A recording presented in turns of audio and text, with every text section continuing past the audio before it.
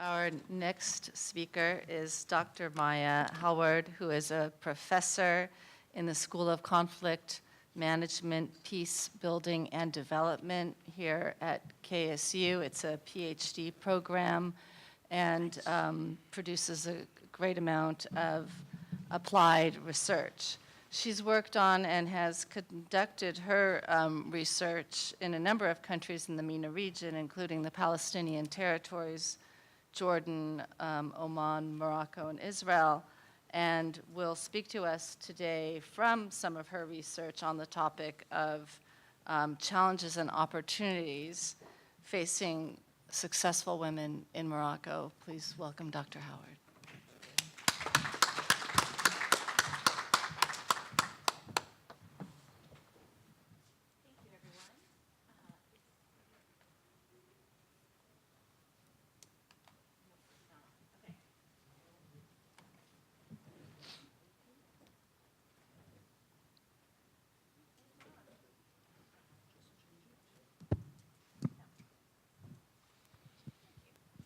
Well, hello, everyone. I can hold it, that's fine. Thank you.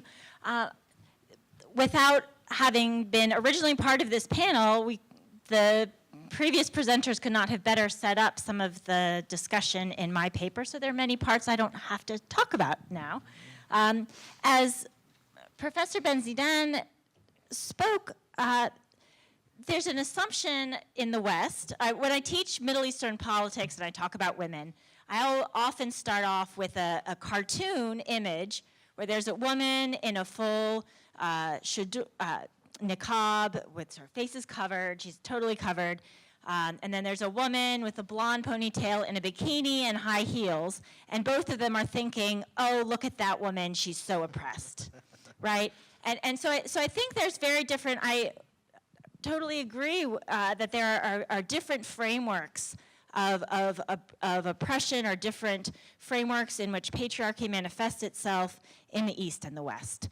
And a lot of the Western literature on women in the Middle East tends to not explore women's agency, right? It doesn't look at the agency of women in the Middle East, and I think that is an issue that was lifted up by Dr. Sabeel in terms of women can do what they choose and put their minds to within certain parameters, right? That's not always the case that women can do anything, and sometimes the expectation of women to be super women is actually disempowering, right? To give women more and more things to do without taking anything away, or the expectation that other people are also going to do more. So women's agency is a critical factor there. And then the look in the West often at the Mudawana and these legal changes doesn't always look at the social changes that are needed to go along with legal changes. That changing the law alone is not sufficient if those social practices, those cultures don't go along with it.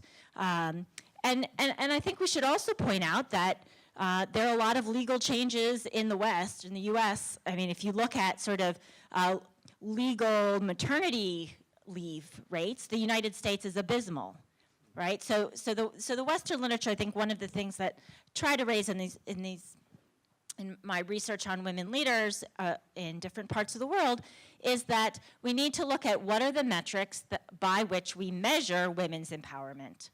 And a lot of the Western metrics tend to focus very much on democracy, on positions, and not always on the actual meaningful roles that women place, or looking at measures beyond formal economic metrics. Women tend to be very involved in economies informally, right? Women tend to be more involved in informal economies that don't get measured in these metrics.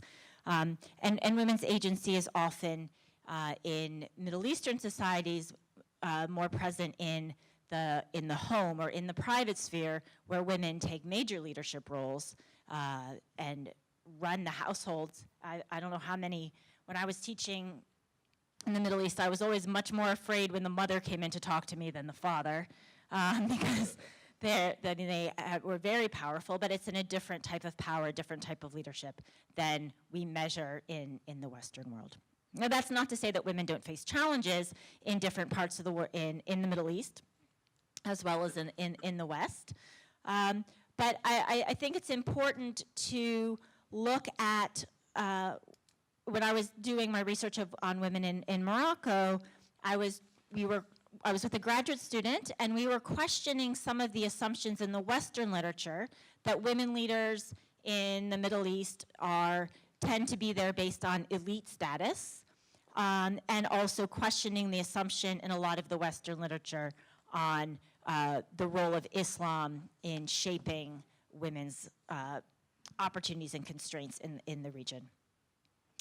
And we found that, as we expected, that these were both problematic in what we found in the women we spoke to in Morocco. And we interviewed 21 women from about 21 years to over 70 years in 4 cities. And granted, this is a small sample, so it's not representative by any extent.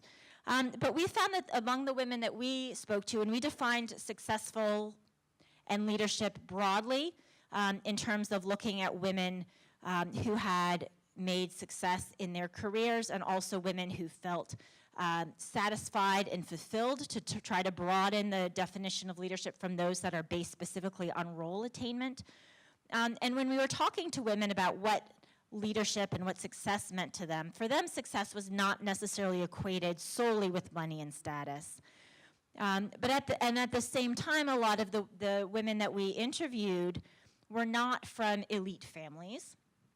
A couple were, but many of them were raised by divorced or widowed mothers.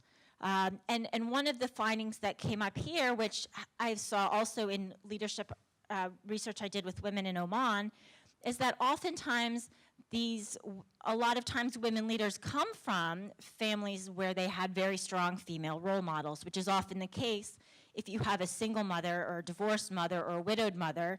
You see the woman plays a different role than if you have a mother and a father. And one of the women that we interviewed also spoke about the dearth of sort of strong female role models available in society. So I think that's where Professor Saeed's discussion of Aisha El-Chenna, who I had the opportunity to interview, she's amazing, and the Olympian are important to be able to raise up and show strong female role models and show that that's okay. Another point that a number of the women that I interviewed mentioned is the problem with school curricula, which ties into some of the presentations from yesterday in terms of images in books that show the man sitting in the chair in the living room reading a book, smoking a pipe, and the daughter and the girl in the kitchen. And one of the women I interviewed was mentioned that she said, we are doing ourselves a disservice if we are taking on everything and not leaving things to our husbands or to our sons, if we're training our daughters differently than we're training our sons. And so this broader education, both in the home and in the school, about gender roles, about roles in society, about what jobs you can do, what roles you can play at home, are all a factor in this, in terms of what it means to empower women and what it means to cultivate women's leadership. I think one of the other points I want to raise is that there's also, I think, something that came out in the research there, and also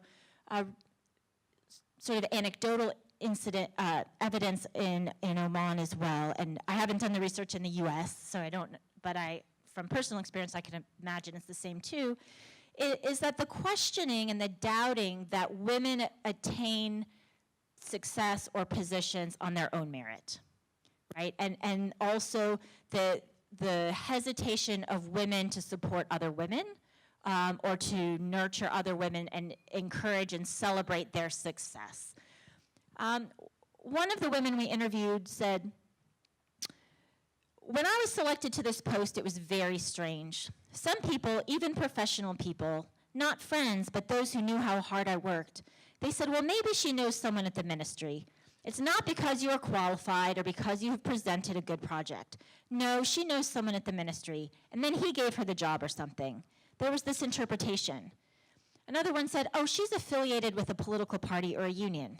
and I'm not affiliated to any political party or any union, right? And another one said, when I passed my competitive exams for the application, there were 10 men and I was the only woman.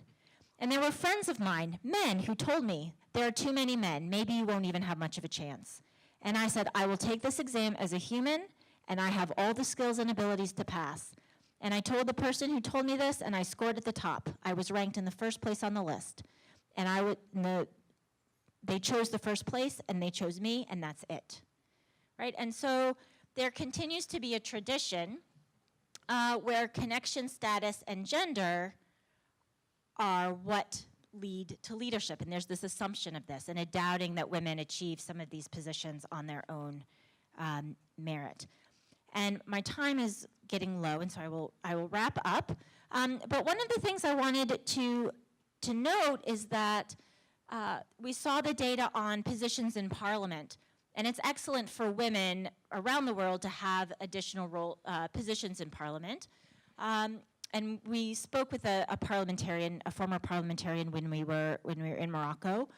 The issue is that while it's wonderful for women to make it to parliament and to Congress, we also need to see what roles are they given when they achieve those positions, right? Are they still expected to be the ones to serve the coffee? Are they given important decision-making roles? So it goes back to the agency. Do women, even if they are elected to parliament, do they have the agency? And when they exert their agency, what is the response? Okay, we have a House in the US. We have a number of new women in the House of Representatives. And we've seen already some of the times when they speak their minds or when they're too assertive, there's a huge backlash, way beyond the backlash that you would have if a man made a similar statement. Particularly as a junior representative. So I think this is a question to continue to raise to the forefront. Having women physically in positions is great, but they also need to have the agency and they need to have the support from society around them. And I will stop there.